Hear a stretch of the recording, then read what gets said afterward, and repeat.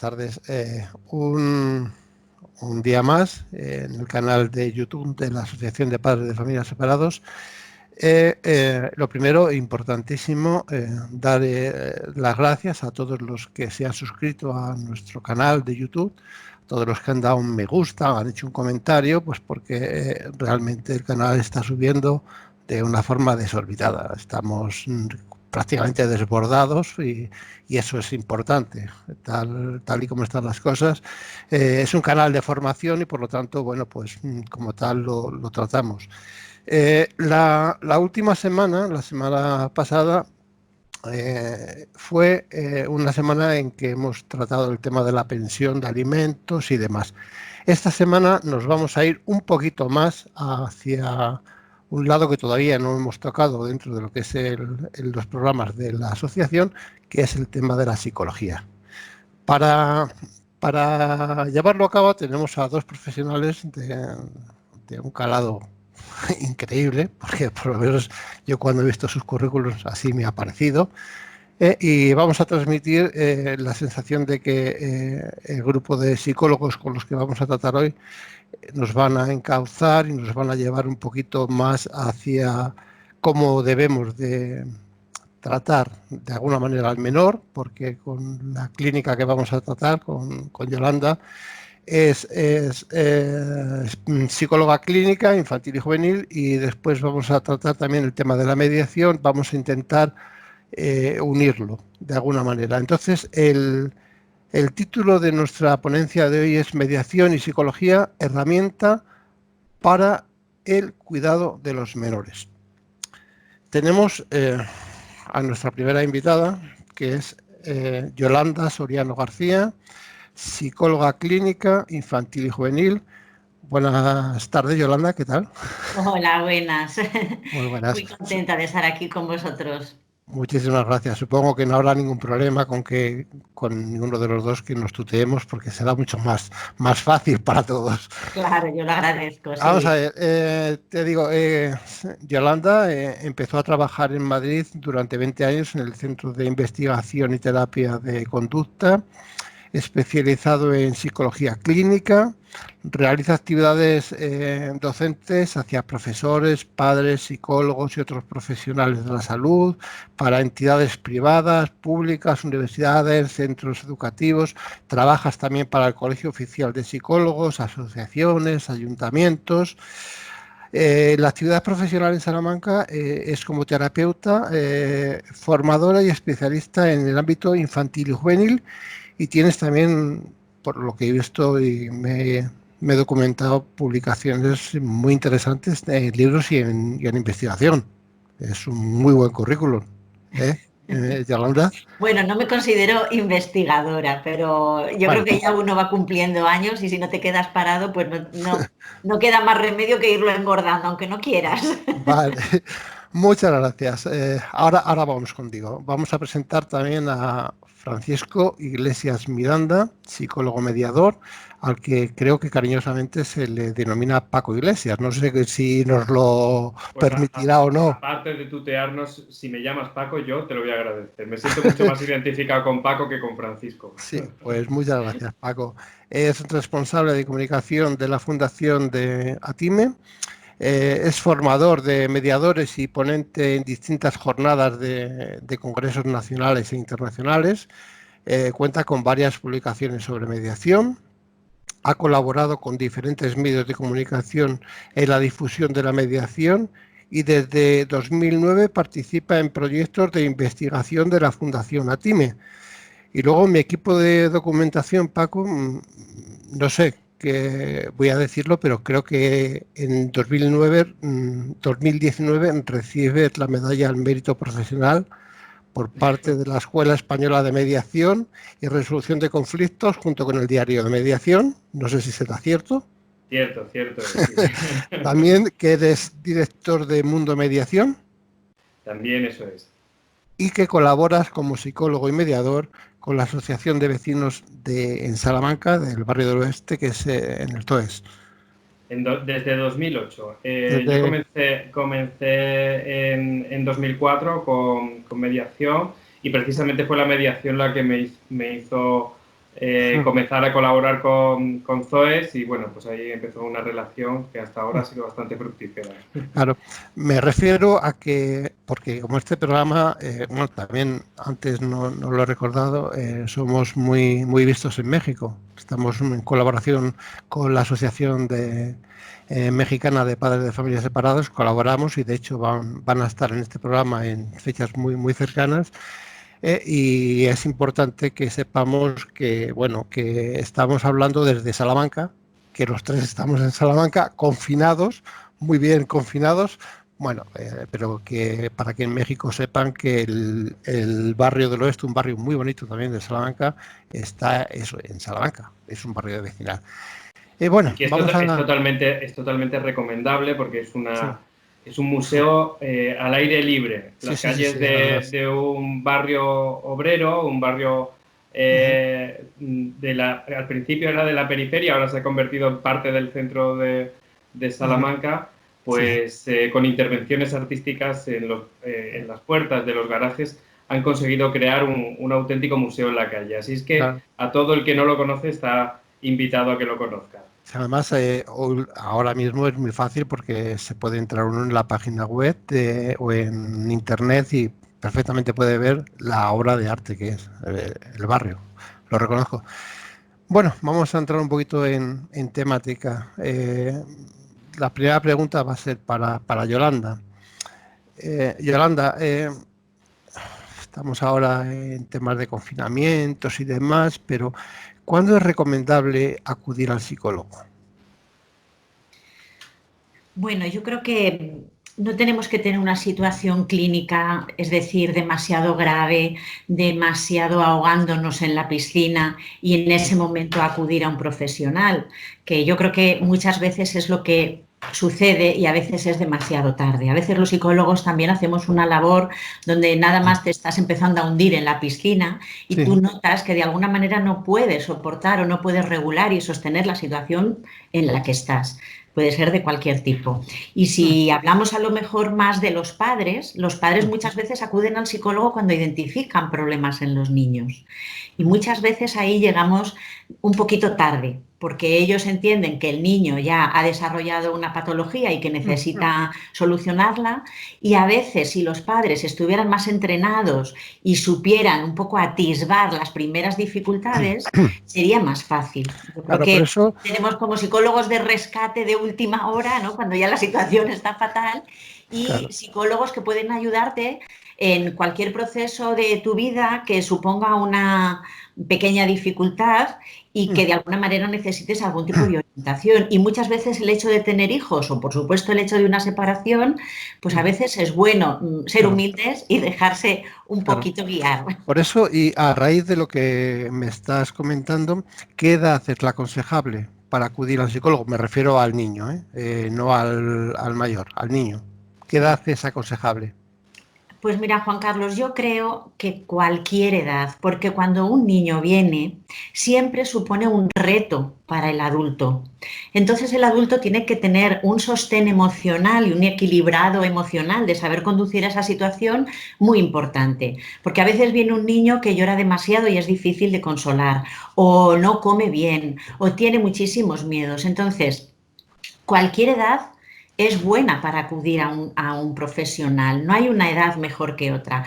Es verdad que solemos atender más, por lo menos en mi caso, a niños que yo diría que están entre los 7 años y los 12 años. Y ahí yo puntualizaría que muchas veces los niños aparecen ahí más en la consulta porque empiezan a tener problemas académicos, Ujú. pero antes han tenido otras dificultades a las que no se le ha dado tanta importancia. ¿Mm? Sí, sí, sí. Y hay un grosso ahí que empiezan a acudir ante las dificultades académicas y tenemos ahí una primaria, cuando empiezan con los exámenes, y una adolescencia donde Ujú. ya, digamos que repunta toda la clientela. Sí. Paco, vamos a hablar también en esta charla de mediación, pero dinos qué es la mediación y qué beneficios tiene para la separación y el divorcio.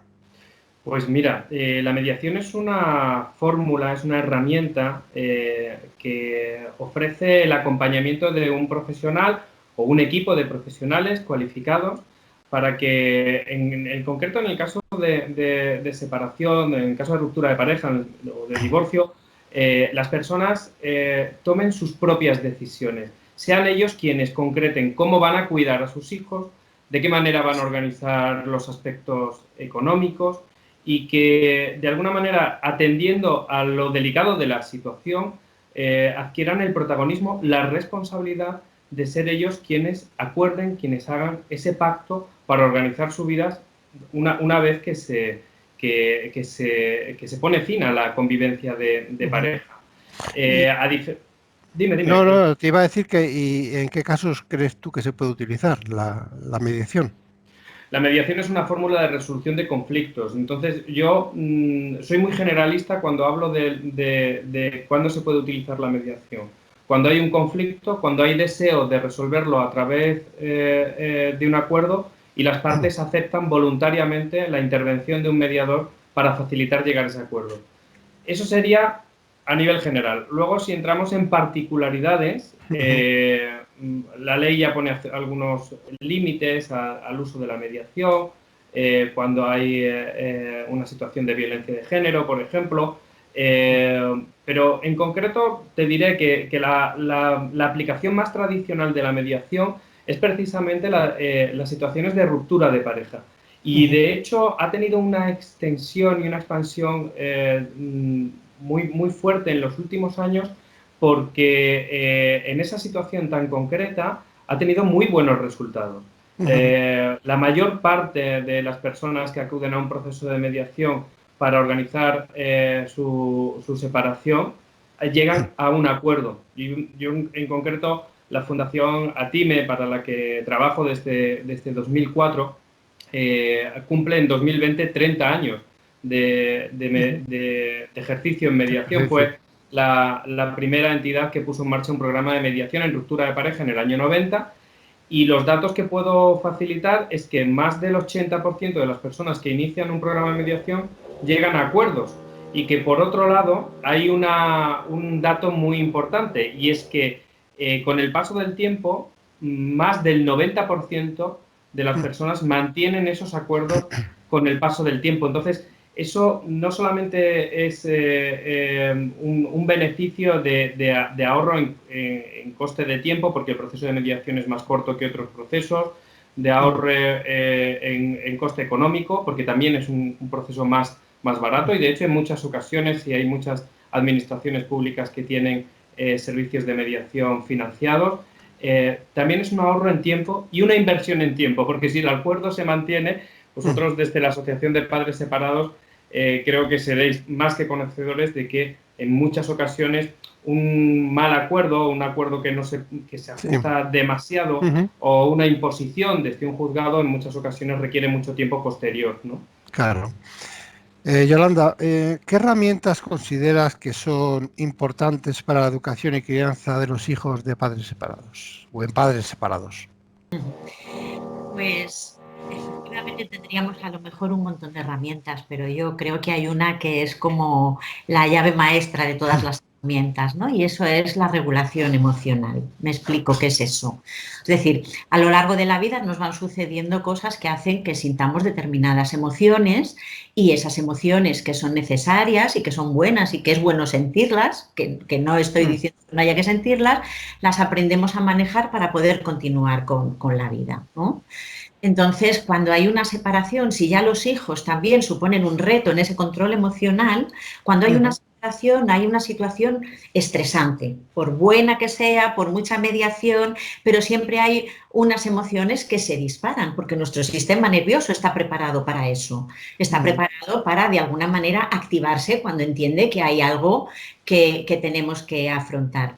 Entonces, ¿qué es lo que sucede? Que ahí hay un momento de desregulación emocional, tanto en los padres como en los niños, ¿vale? Y esta regulación emocional es necesaria para que el niño pueda volver a recuperar su centro. Imaginemos que vamos conduciendo por una carretera y, evidentemente, el que vayamos bien va a depender de muchas cosas. Normalmente no caminamos siempre en línea recta, ¿no? Siempre vamos haciendo un poquito así, los coches modernos nos pitan porque tocamos la línea. Pero eso es la vida y vamos sintiendo unas y otras cosas y nos vamos un poco equilibrando. ¿Qué es lo que pasa si yo, cuando voy conduciendo, imaginaros que me sale un ciervo por la carretera, que eso podría ser, por ejemplo, el acontecimiento de la separación? Yo tengo que tener la habilidad de poder manejar esa situación sin salirme y controlando una serie de circunstancias, mirar si viene alguien de frente, ¿sí? Es un poco esa habilidad de manejo. Y luego otra cosa, y es que también depende de cómo se esté dando esa separación y el grado de conflicto que tenga, porque claro, si me tengo que salir de la carretera para esquivar el bache, no es lo mismo que esté en un sembrado a que esté conduciendo por un acantilado, y no es lo mismo ir por una carretera de montaña, ¿sí? Sí, sí, sí. ¿Por qué es tan importante? Porque, por un lado, cuando las personas logramos estar de alguna manera en paz, no digo no sentir, porque eso sería inadecuado, las emociones son imprescindibles para nuestra vida, pero no dejo que me desborden, no dejo que me cambie mi equilibrio, no dejo que la situación de tristeza o de rabia que se produce pueda conmigo y soy capaz de continuar ante la vida. Entonces, cuando yo estoy en ese punto de equilibrio, ¿qué es lo que sucede? Que mi pensamiento y mi actuación va a ser más sana, más equilibrada. Pero muchas veces lo que tenemos son personas que ante esta crisis, como puede ser la separación, están desreguladas emocionalmente y por lo tanto la manera de pensar y la manera de actuar muchas veces es poco saludable para los niños. Y Sí. luego no olvidemos otra cosa, que los niños cuando nacen no saben manejar sus emociones, las manejan a través del adulto, no traen el termostato puesto. Efectivamente. De alguna manera, el manejo que nosotros hacemos de la situación del niño, si llora mucho, ¿qué hago? ¿Me pongo yo también nerviosa y estoy con el niño o puedo relajarme y ayudar a que mi niño se relaje? ¿Vale? O Esto sea es lo que se llama la corregulación. Entonces, en los casos de separación, un adulto regulado va a poder ayudar al niño a que se sienta también regulado emocionalmente en aquello que está sucediendo. O ¿Sí? sea que nosotros transmitimos las emociones de alguna manera. O sea, Totalmente. si nosotros ahora mismo estamos en un proceso de separación conflictivo, lo que estamos haciendo es transmitir la conflictividad a ese menor que a Claro. su vez, pues bueno, puede recalar en problemas en los estudios, en hurtos, en infinidad de cosas que a lo mejor se podrían evitar Sí, haciendo...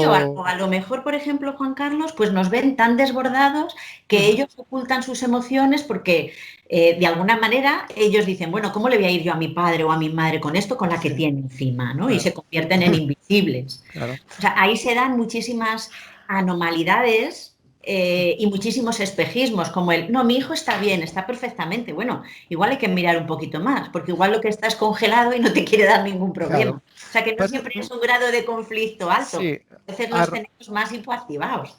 a raíz de esto, Yolanda, me surge una pregunta. ¿El menor se puede deprimir?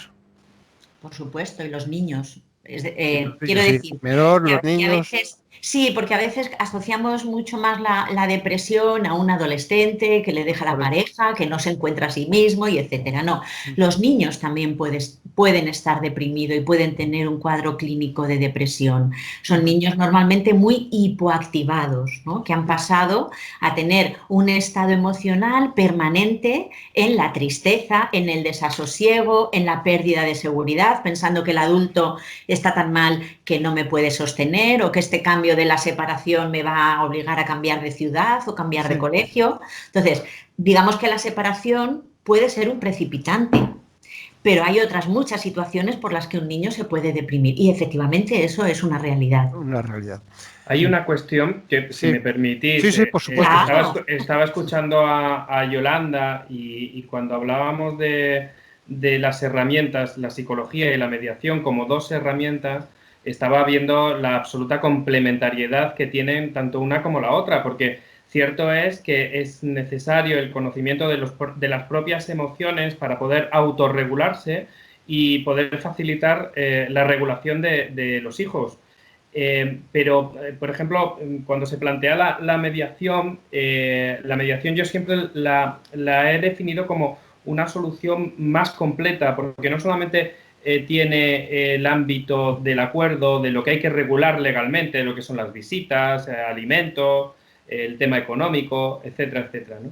Al menos desde el modelo de mediación que aplicamos nosotros, también se contempla el plano emocional. No para hacer terapia, ojo, que eso yo creo que es muy importante, porque la mediación es una intervención breve en el tiempo, se suele en unas 6, 7 reuniones con la pareja se suelen llegar a acuerdos, entonces no se producen los cambios que a nivel terapéutico se pueden producir, ¿no? Claro. Pero sí que es cierto que se da una información y se tiene un conocimiento mayor de lo que le está pasando al individuo y de lo que le está pasando a los otros. Es decir, porque en una situación de conflicto, lo lógico es centrarse en las propias emociones, responder muchas veces a la defensiva, al ataque, porque no se comprenden tampoco, no comprendemos las propias emociones.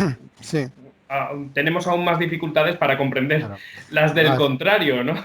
Entonces, el tener un conocimiento, a veces yo pongo esa metáfora, ¿no?, de a vista de pájaro de lo que está pasando y de no identificar el comportamiento y las conductas del otro como un ataque, baja las defensas y permite que las personas puedan comenzar a dialogar y a trabajar en común para conseguir una salida airosa para todos y sobre todo para los hijos.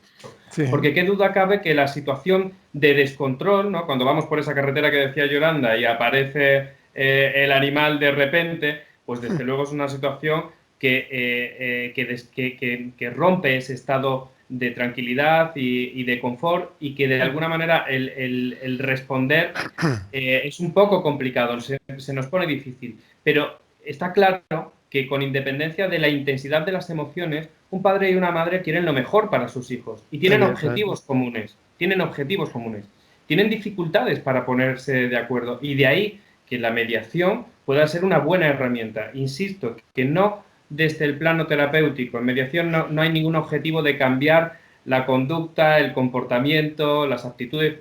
Al contrario, la mediación acepta a las personas como son, como están, y confía en que, con independencia de que se encuentren en una situación delicada, son capaces de llegar a sus propios acuerdos y de generar sus propias soluciones. Claro. A mí me surge, no, estábamos hablando, cuando estaba hablando Paco, la palabra terapia. Y nosotros, lógicamente, los tres sabemos qué es terapia, pero ¿nos podrías explicar un poco o matizar qué es terapia? Porque no todo el mundo puede saber lo que es terapia. Yolanda, ¿cuándo se practica? ¿De qué manera? ¿Qué es? Lo que estaba comentando Paco, estaba pensando también que no necesariamente todo el mundo necesita terapia para aprender a hacer ese manejo de las emociones. Es decir, a lo largo de la vida, nosotros es como si tuviéramos una caja de herramientas que la vamos nutriendo y llenando de cosas, ¿no? Pues a veces a mí me ayuda a salir a correr, contactar con la naturaleza, ponerme a charlar con alguien, porque al final es nuestro sistema nervioso el que está actuando de una manera natural, no hay nada de malo en ello. Es decir, hay un acontecimiento estresante y mi sistema nervioso está preparado para activarse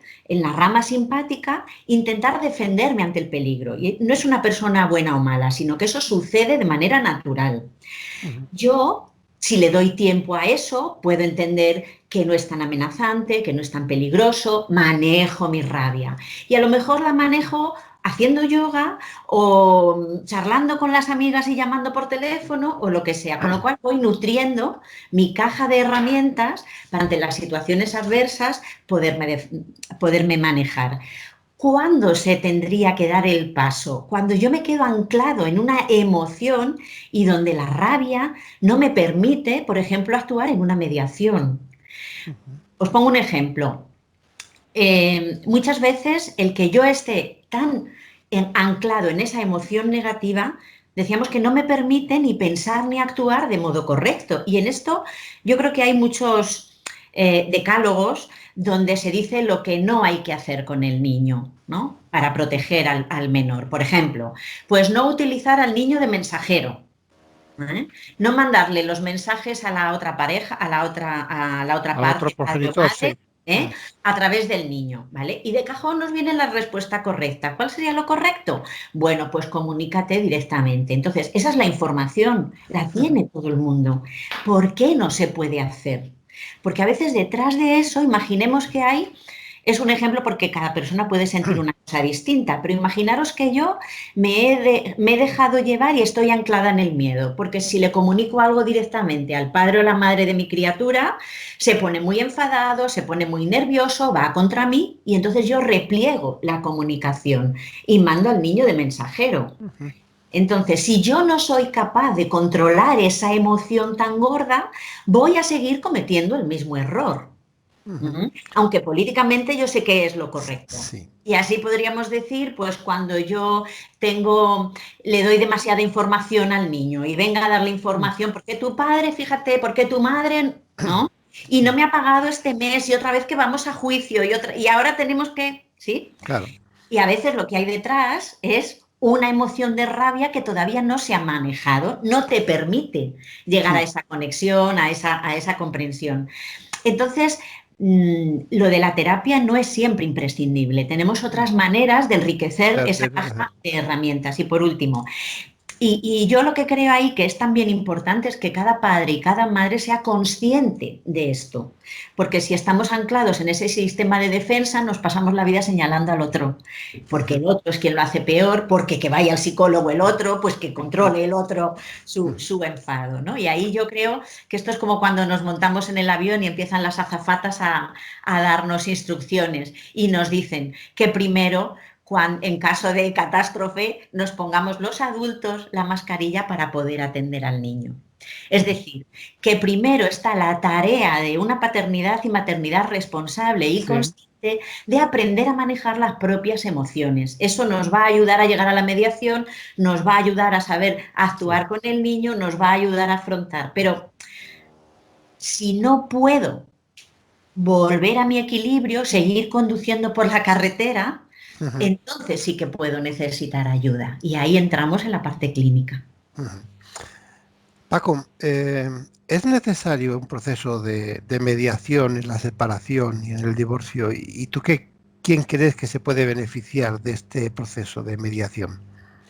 Bueno, la mediación es voluntaria, entonces si es necesario y le preguntas a un mediador, pues me resultará fácil barrer para casa, pero la mediación tampoco es una panacea. No todo el mundo que acude a mediación llega a acuerdo. Lo que apuntaba Yolanda hace entender que a veces las personas no están en el momento de poder negociar y a lo mejor tiene que trabajarse individualmente algunos aspectos. O hay situaciones en las que no es viable la mediación porque simplemente una parte no la acepta. Y si en mediación somos respetuosos con la decisión de las personas, con que las personas tomen las riendas de su propia vida, aceptar la mediación es una decisión, no aceptarla también, y es igualmente respetable y válida, ¿no? Vale, Estaba dime. escuchando a Yolanda y se me ocurría varias cuestiones. Una, plantear que la mediación se puede utilizar en los distintos momentos en los que se produce una ruptura. Es decir, cuando atendemos a personas en mediación hay personas que acuden antes de haber finalizado su convivencia. Entonces, acuerdan cómo van a gestionar una vez que dejan de convivir juntos como pareja el cuidado de sus hijos o todo lo relativo a esa situación. Hay personas que ya han roto la convivencia pero no lo han regulado legalmente, entonces quieren llevar su propio acuerdo al juzgado. Hay personas que han iniciado un proceso en el juzgado y la ley permite precisamente que se suspenda o se paralice para llegar a un acuerdo en mediación y quitarle trabajo a los jueces, si ya después lo que hacen los jueces es aprobar ese acuerdo. Y hay también muchas personas que aun teniendo un convenio regulador, una sentencia, con el paso del tiempo son conscientes de que esa estructura no se ajusta a su realidad y quieren llegar a acuerdos nuevos. Y la mediación se puede utilizar en todos esos momentos. Yo creo que es importante transmitir esa información porque a veces se puede identificar que solamente se puede utilizar en un momento determinado y la mediación, insisto, se puede utilizar siempre que hay un desacuerdo y hay voluntad de querer hacer uso de esta herramienta. Pero yo te hablo ahora, Paco, desde otro punto de vista, que es el punto de vista del cliente en sí. Es decir, él tiene en su cabeza dinero, gastos. Dice, tengo que ir a un abogado, tengo que ir a un procurador, tengo que ir a un psicólogo, tengo que ir a un mediador. Y luego, al final, que eso luego te lo preguntaré para que tú me lo aclares, cuál es la figura del mediador y un coordinador parental, si son diferentes, son iguales y demás. Entonces hay un cúmulo ahí de gente que al final lo único que dice la persona es que es unos gastos que son insostenibles. Esto me lleva a la pregunta, ¿el mediador es caro? El mediador es un Aparte proceso de que más, es es un voluntario, proceso, pero sí, pero es un proceso estadísticamente está comprobado que es más barato que acudir a la vía tradicional, sobre todo si la comparamos con un contencioso, que eso ya es una situación que económicamente puede alargarse en el tiempo y hay que dedicarle económicamente muchos recursos a un proceso contencioso. Generalmente separarse por mediación es más barato que separarse o divorciarse haciéndolo a través de procesos legales. Sí que es verdad que para conseguir el divorcio es necesario un abogado, un procurador para tener la sentencia, pero cuando se tiene el acuerdo hecho y redactado en mediación, el coste del proceso legal es muchísimo menor, porque claro. tan solo es llevar el documento al juzgado y es un proceso que de alguna manera reduce el coste económicamente. Si es un momento de mirarse el bolsillo, lógicamente, porque es una situación en la que se divide la economía y sería una temeridad no mirar por ella, ciertamente creo que la mediación ahí, si me permitís, gana puntos porque es una forma más barata de hacerlo. Además, lo decía antes, cualquiera que esté en una situación de ese tipo, yo le invitaría a consultar si dentro de las administraciones públicas de su entorno hay servicios financiados, porque generalmente pues en Castilla y León hay recursos públicos, la Fundación ATIME tiene programas de mediación financiados por la Comunidad de Madrid, es decir, según qué sitios puede encontrarse un proceso de mediación o gratuito o a un coste menor, ¿no? El dinero lo tenemos en la cabeza porque lo necesitamos para salir adelante. Y cuando se mezcla con situaciones en las que emocionalmente estamos tocados, pues puede ser que se mezclen circunstancias o que aparentemente haya una posición que tenga que ver con otro tipo de cuestiones y que detrás esté el tema económico. Pero eso es una realidad. Y Pero, precisamente lo que se hace en mediación es trabajar con las necesidades de las personas. Es necesario salir adelante. Yo muchas veces planteo cuando doy la información a una pareja que se va a separar, que el objetivo es que sigan siendo padre y madre y que todos puedan salir adelante. Yo creo que son cuestiones muy básicas. Que no haya un ganador o un perdedor de esa situación. Porque si hay un desequilibrio muy fuerte, a medio o largo plazo esa situación no está resuelta. claro. Y si hay ganancias, pues que estén repartidas, y si hay pérdidas, pues que estén repartidas Partidas. realmente, ¿no? Entonces, sobreentiendo, Paco, que vosotros, tanto en Atime como en donde trabajas normalmente el tema de la mediación, tenéis equipos de trabajo, equipos jurídicos, equipos para que en el mismo bloque, vamos a decirlo así, podáis llevar la mediación, poderla llevar al juzgado, poder hacer un convenio regulador y poder hacerlo todo en un solo pago. Entiendo que puede ser así. Podría ser así, probablemente ese servicio se puede encontrar en despachos privados que te den un presupuesto cerrado, ¿no? Porque además cada vez hay más abogados que se forman en temas de mediación. En el caso de la Fundación ATIME, lo que se hace es mediación extrajudicial y el proceso acaba con el acuerdo en mediación. Hay Ujú. muchas personas que deciden de quedar ese acuerdo en el ámbito privado, bien porque a lo mejor han escogido un formato de cuidado de los hijos que prefieren poner en marcha durante unos meses antes de llevarlo de manera definitiva al Ujú. juzgado, bien porque hay muchas parejas de hecho que se separan y cuando se separan lo hacen también de hecho, no lo llevan ni lo legalizan. Y otras personas lo llevan al juzgado. El llevarlo al juzgado, al menos en la Fundación ATIME, es un proceso que se hace ajeno al centro, a la entidad. Vale, Entonces hay que buscar el abogado o abogada que uno confíe, del que tenga referencias y le lleve el proceso, porque es mediación extrajudicial, es decir, es un acuerdo para evitar que sea un tercero el que decida por las partes. Hombre, es de destacar que todo esto se hace con un solo abogado y con un solo procurador, es decir, se minorizan los gastos muchísimo.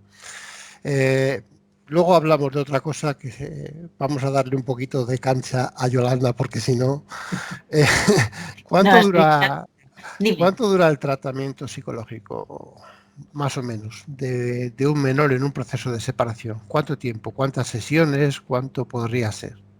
Bueno, yo creo que esa es la pregunta del millón, ¿no, Paco?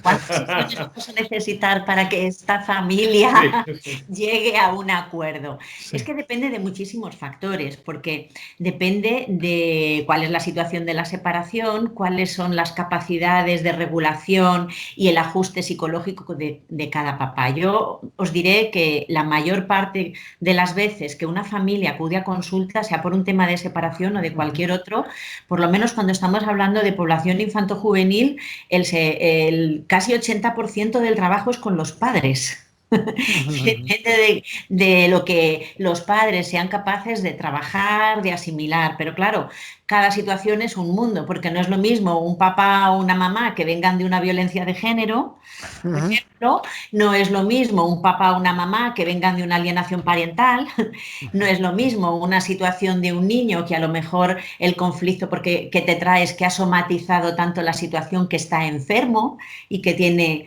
una gran ansiedad. Entonces, cuantificar en número de sesiones, esto es, ¿cuánto vas a tardar a llegar a Barcelona? Bueno, pues dependiendo de la velocidad a la que tú conduzcas, del coche que lleves, de cómo esté la carretera, ¿no? Son procesos en general, perdona, son procesos en general largos. Yo creo que nos vamos fácilmente a mínimo 3 meses, 6 meses, pero depende un poco del caballo que tengamos, Vale. ¿no? Esta pregunta la dejamos y al final matizamos una cosa. Recuérdamelo, por favor, Yolanda. Sí, te recuerdo el matiz que El quieras. matiz que hay que hacer.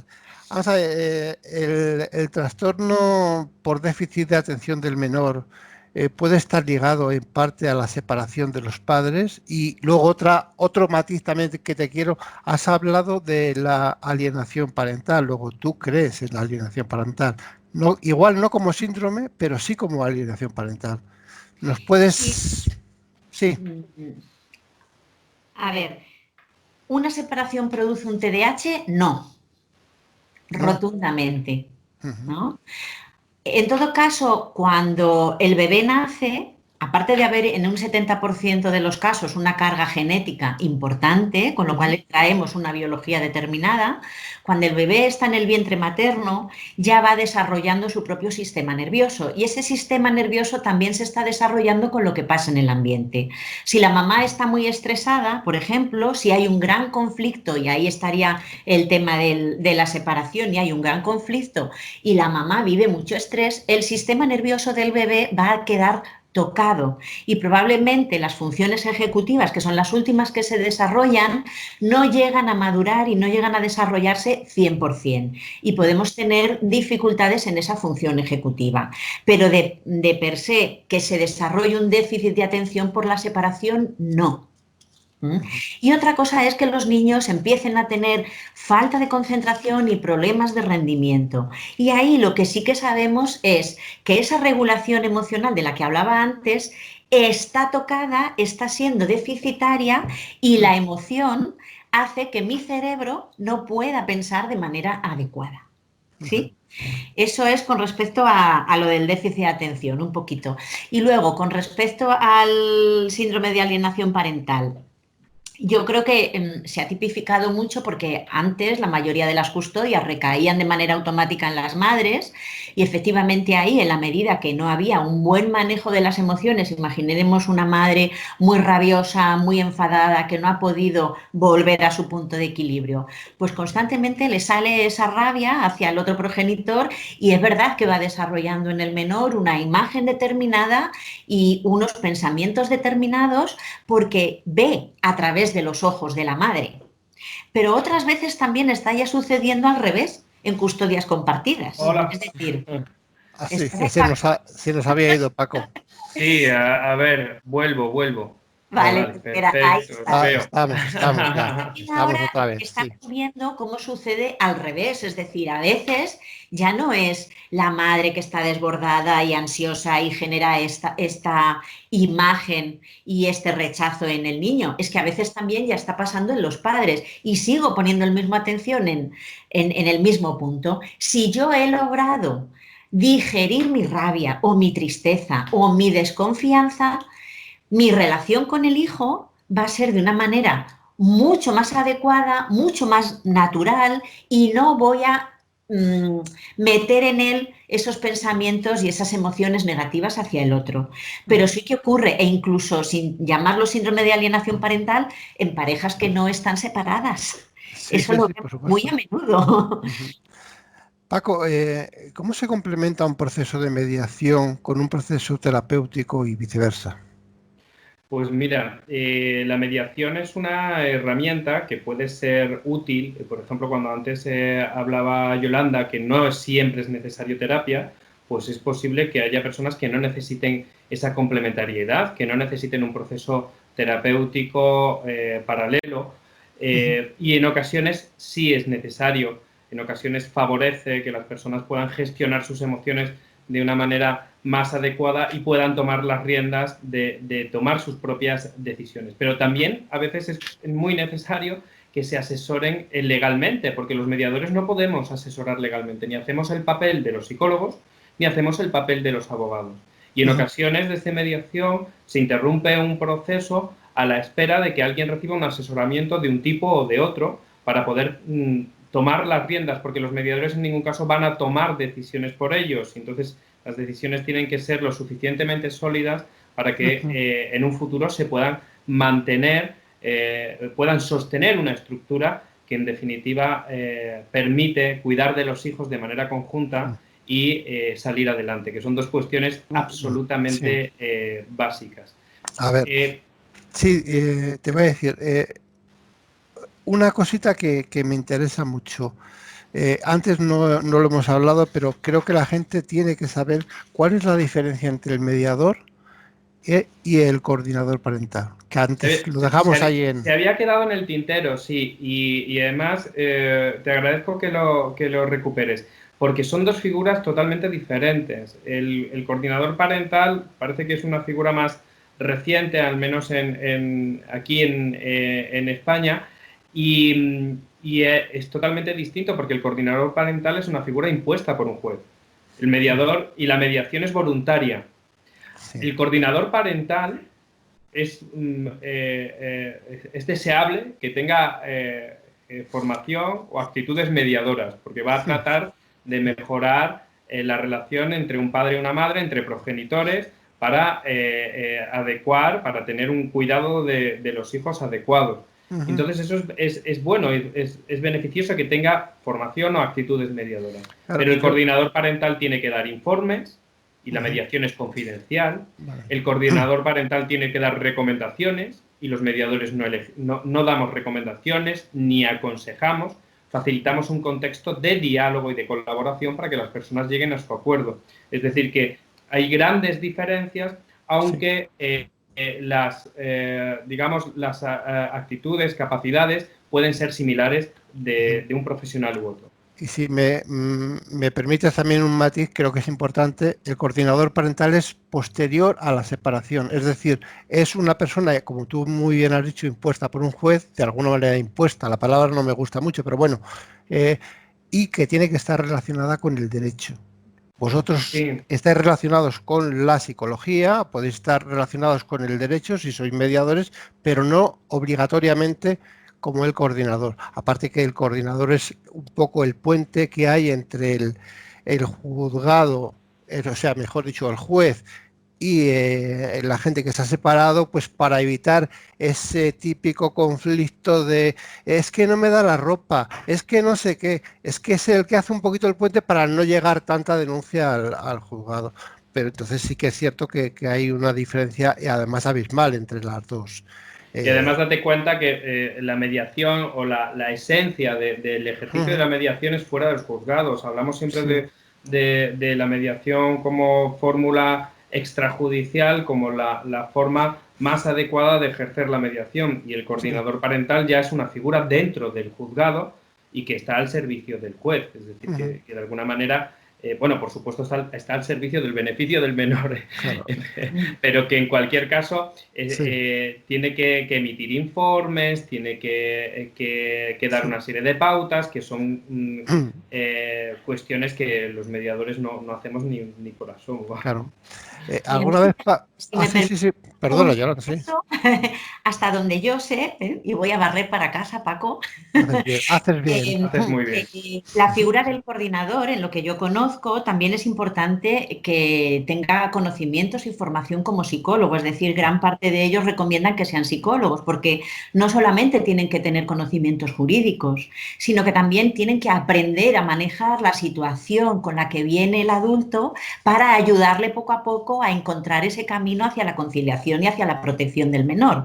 Y eso no se consigue únicamente con conocimientos jurídicos, sino que hay que conocer la psicología, ¿no? La psicología, por supuesto. Y hay también especialidades dentro de la psicología, ¿no? Como la psicología forense, que también nos van a hacer velar por toda la seguridad y por todo lo más vital del menor, pero también para ayudar a las personas a llegar a ese momento hace falta conocer muy bien el comportamiento humano para ayudarle a hacer esa gestión. Entonces, pues también es bueno que si no es psicólogo, al menos tenga una formación. Una formación. Y de hecho, Yolanda, un poco al hilo de lo que estás planteando, cada vez son más habituales algunas sentencias en las que el juez impone un proceso terapéutico con un número determinado de sesiones. No hablamos de coordinación parental, sino de un proceso terapéutico para que un padre y una madre puedan funcionar de una forma correcta y corrijan los errores que un poco su situación les ha llevado a cometer. Vale, entiéndeme la pregunta que te voy a hacer, Paco, no va con ninguna mala intención. ¿Alguna vez has tenido la impresión de ser incapaz de resolver un conflicto? Es decir, ¿te has encontrado inmerso en una lucha que no ha conducido a ninguna parte? A nivel personal, muchas veces. A nivel profesional, siempre, porque yo no soy quien resuelve los conflictos, los resuelven las partes. Yo trato de facilitar que sean ellos quienes los resuelvan. No me considero el responsable de la resolución del conflicto.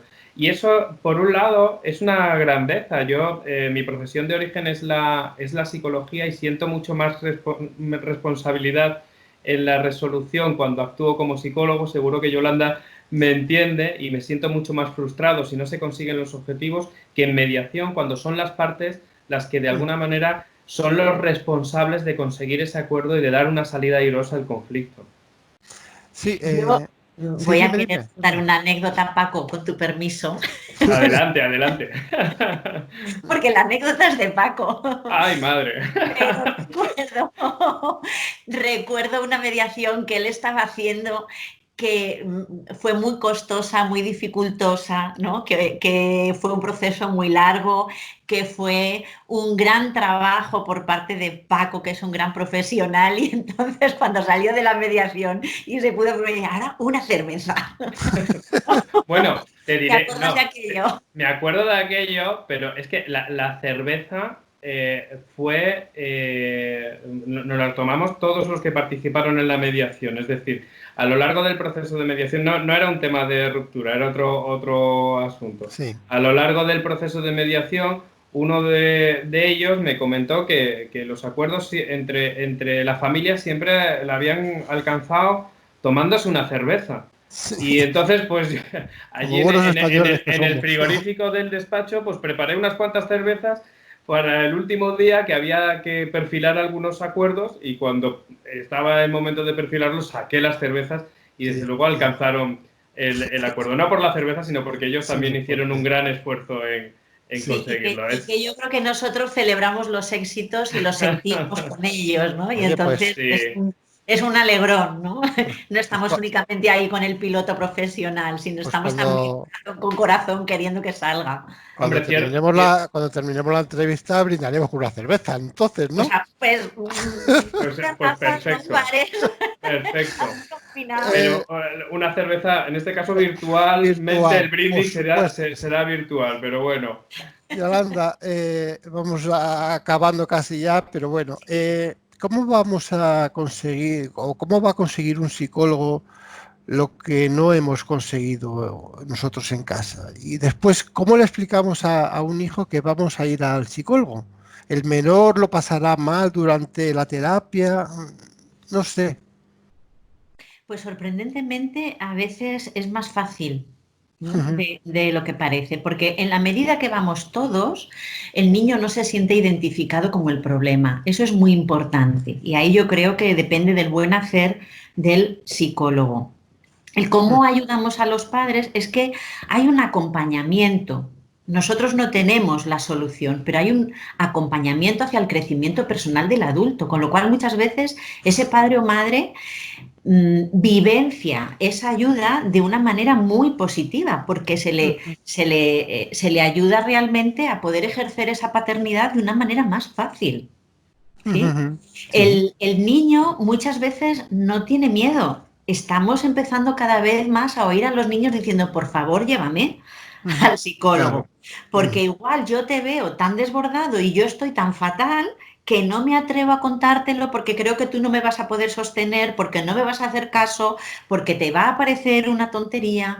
Y sorprendentemente los niños y también los jóvenes encuentran un gran alivio en otro adulto que puede sostener y regular. Y nuestro papel es enseñar a esos papás a que lo hagan ellos, porque la figura del psicólogo, y lo conecto antes con lo que decías tú de las sesiones y de cuánto tiempo, yo creo que el buen psicólogo es el que tiene en su lista de objetivos con la intervención el desaparecer cuanto antes. Y dar a la familia y a los padres la potestad, la seguridad y las herramientas para que ellos puedan funcionar solo. Eso no significa que haya que despedirles de la consulta a las 3 No. sesiones, a los 3 meses y no se han conseguido los objetivos. Sí, Pero claro. nuestro objetivo es eso, que ellos puedan manejar la situación y que nosotros seamos imprescindibles. Me gustaría apuntar un par de cosas que se me quedan Sí. en el tintero y antes de acabar me gustaría decirlo, porque Yolanda creo que muy acertadamente ha planteado que en la medida en la que los adultos se regulan sus emociones, son los reguladores también de las emociones de los menores. Cuando una pareja pone fin a su relación y es una situación conflictiva, las emociones se disparan. La mediación yo la defino como una forma pedagógica también de enseñar a los hijos que los conflictos se pueden resolver a través del diálogo y a través de la colaboración. En esa situación podemos enseñarles a nuestros hijos que vamos a hacer el esfuerzo de llegar a un acuerdo o nos vamos a tirar los trastos a la cabeza. Podemos enseñar dos cosas porque somos modelos y para ellos nuestra forma de actuar es un modelaje, que es una forma muy intensa de aprendizaje, ¿no? Y luego me gustaría comentar una cosa. En una de los estudios que hemos hecho en la Fundación Atime tuvimos la suerte de conocer de cerca la experiencia de muchos hijos de padres que se habían separado por mediación. Y yo entrevisté a cerca de 50 chavales, bueno, chavales, había chavales desde 13, 14 años a personas de 30 y tantos que sus padres hacía unos años que se habían separado, es decir, algunos no eran tan chavales. Bueno, típicamente menos de 35 son jóvenes todavía, Paco. Bueno, en cualquier caso, lo que sí que tengo que decir es que aquellos que sabían que sus padres se estaban separando, pero lo estaban haciendo a través de mediación y sabían que era la mediación, tenían una sensación de alivio, sabían que sus padres estaban haciendo el esfuerzo por llegar a un acuerdo y que habían optado por hacerlo de una forma concreta y determinada. Y yo creo que eso es muy importante porque muchas veces se dejan al margen, no saben qué están haciendo, tienen incertidumbre, saben que pasa algo, y cuando en ocasiones nos preguntan un padre o una madre si deben saber si se están separando, no se están separando o demás, nosotros invitamos a decirles que le digan cómo lo están haciendo. Porque creo que es muy importante para sus hijos que vean la manera en la que sus padres se están esforzando por generar un nuevo escenario que sea bueno para todos. Retomo ese matiz que te dije antes, Yolanda, y en la última pregunta os voy a decir una cosita y tal. Vosotros sabéis, como profesionales que sois, que los equipos psicosociales de los juzgados son un órgano técnico auxiliar de la Administración de Justicia, compuesto por profesionales de la psicología, trabajadores sociales, educadores, personal administrativo, cuya misión es auxiliar y prestar asesoramiento técnico a los jueces, a los tribunales, a fiscalía, bueno, y está principalmente encaminado y enfocado en este caso a la familia y a penal de menores. Y mi pregunta, que es la pregunta ya del millón, es: bajo vuestro punto de vista profesional, ¿los equipos psicosociales de los juzgados están preparados para hacer valoraciones de menores con apenas 2-3 visitas de no más de 1 hora, cuando estábamos hablando antes de 3 meses?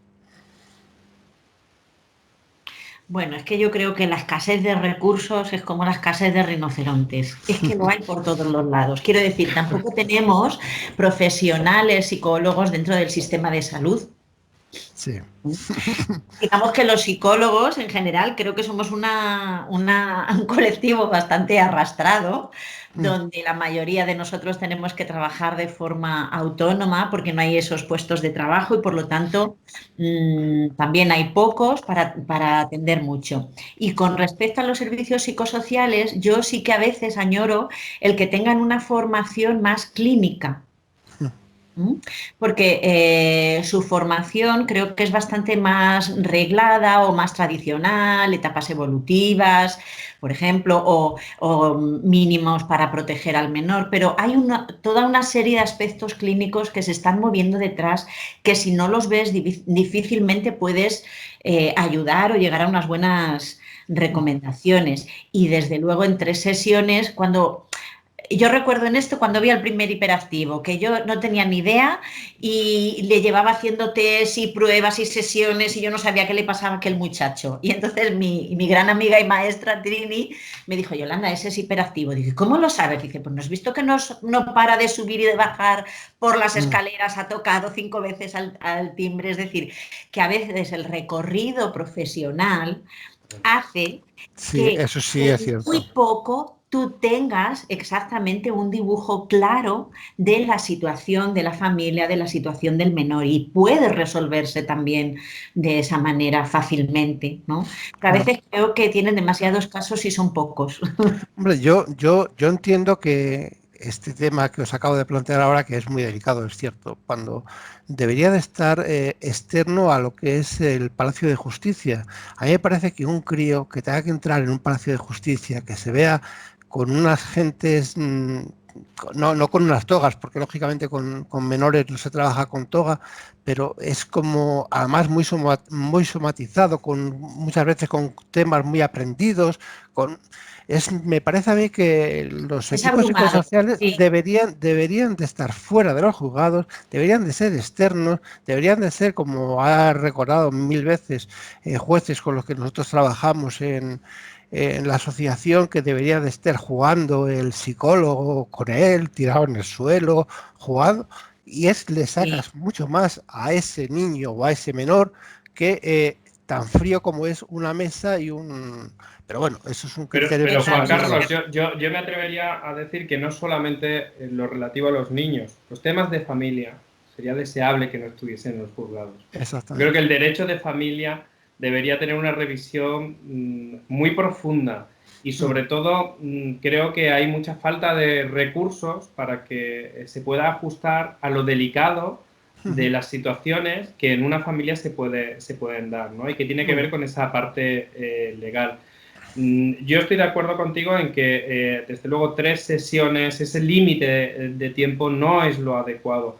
Me gustaría romper una lanza a favor de esos profesionales, porque mi conocimiento y el contacto que yo he tenido con los servicios psicosociales, con esos equipos, es que tienen una sensibilidad extrema y muy adecuada para los asuntos que trabajan. Pero a cualquiera de ellos que les preguntes coincidirán en que les faltan recursos para poder atender a las situaciones que tienen que atender, en tiempo, en espacio. Y luego, lo que tú planteabas me ha hecho recordar a uno de los patronos de la Fundación ATIME, que es Luis Aurelio Martín, que es juez de familia del 29 de Madrid, y que en su equipo psicosocial hacen exploraciones con un perro enorme, que los niños se pueden montar encima del perro, que le tiran de las orejas. El perro es una auténtica delicia, ¿no? Entonces yo creo que sí, que hay sistemas, hay posibilidades de hacerlo de otra manera, y ojalá eso sea un futuro más cercano del que parece que se atisba, ¿no? Luis Aurelio trabaja con nosotros, Paco. ¿Sabes quién es, no? ¿Sabes que es lo conozco perfectamente. Un tipo muy... Muy buena gente, de verdad, muy buena gente. Sí, como una gran sensibilidad hacia estos asuntos, y además yo creo que también visionario en que las cosas hay que hacerlas de una manera muy distinta. Ahora ya como último, porque ya nos hemos pasado, pero vamos, tampoco pasa absolutamente nada. Os doy un minuto a cada uno para que me resumáis o algo que se nos pueda haber quedado. Bueno, se nos ha quedado infinidad de cosas en el tintero, ¿no? Estaríamos hablando horas y horas. Además, sois gente maravillosa, de verdad, os lo digo de corazón. Y muy bien. Me he sentido muy a gusto con vosotros. Entonces, os doy un minuto a cada uno extra para que podáis decirme algo que pueda ser beneficioso para los padres, para las madres, para los críos, algo que creáis vosotros oportuno en este momento. Yolanda, por favor.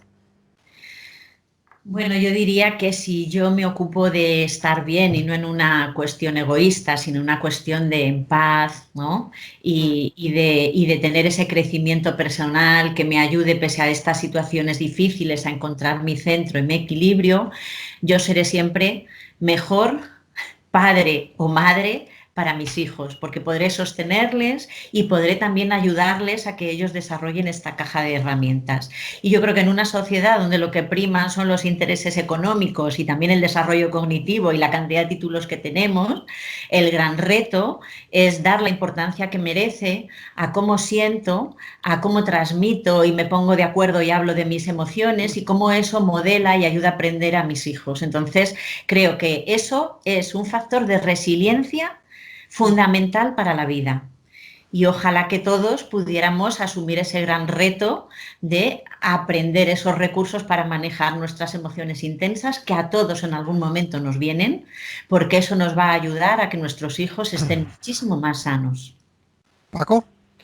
Bueno, lo primero también es darte las gracias, Juan Carlos, decirte que yo también me he sentido tremendamente cómodo, y además he vuelto a coincidir con Yolanda, que hace más de 2 meses que no te veo, Yolanda. Así es que te agradezco doblemente porque has podido reunirnos de nuevo. Decir que separarse es difícil. Realmente es una situación complicada, y a veces es lógico sentirse desbordado o no tener recursos.